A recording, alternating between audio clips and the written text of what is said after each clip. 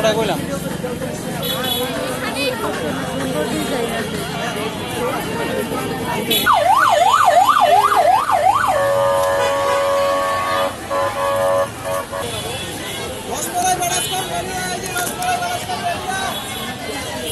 আমার একটা স্লাইস দেখেন কত বড়, 2.5 পাউন্ড।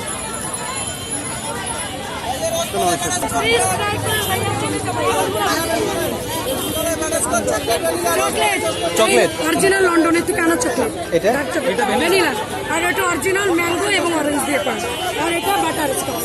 পুরোটা কত? এটা কত টাকা? 800 টাকা পিস। 800 টাকা পুরো। এই কম কত রাখা যাবে? হ্যাঁ